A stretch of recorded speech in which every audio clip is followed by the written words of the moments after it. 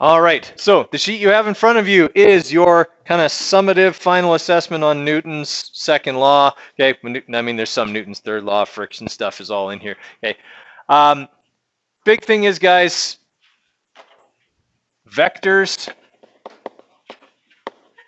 and significant digits. Okay, if there's places where people get nickel and dimed, it's those two places, right? Remember that many of your answers will need a vector, okay, like up the ramp or east or whatever it happens to be appropriate, okay, and your significant digits, right? If there's a place that people typically lose marks for no good reason, that's where it is, all right? So remember your significant digits. All right, many of these questions are as simple as they seem. So don't overthink them. Look at the point value and know how much work is involved.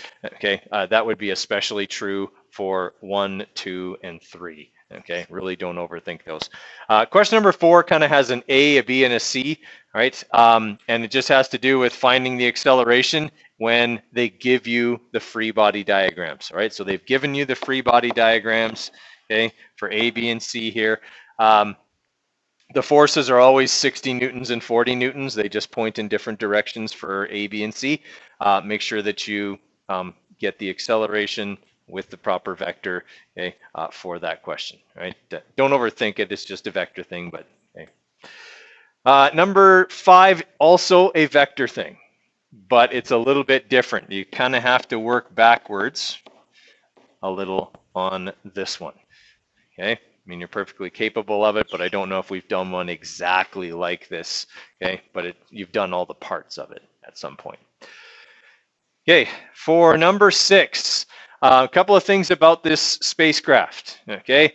All of the engines, there are 4 of them, are identical. They can all exert 68,000 newtons worth of force. There's no throttle, they're on or off, okay? When they're on, they exert 68,000 newtons worth of force, okay? Only one engine can be on at a time. Okay, the spacecraft is initially moving at 2,170 meters per second this way. The question is wanting to know which engines do you need to fire and how long do you need to fire them for in order to not be going this way anymore, but be going this way at twice that velocity. Right? So it's kind of 2 steps. We don't want to be going to the right anymore. We want to be going in a downward direction at twice the initial velocity given there. Okay. All right. 7 and 8, we've done several questions like those. I called them static questions when we went over them. Okay, but they are certainly ones that we have done in the past. Okay.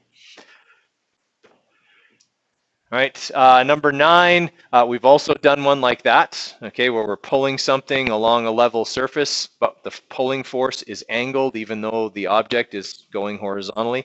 Okay, so we've done a couple like that in class to do with friction and things like that. And then 10 and 11 are both inclined plane problems.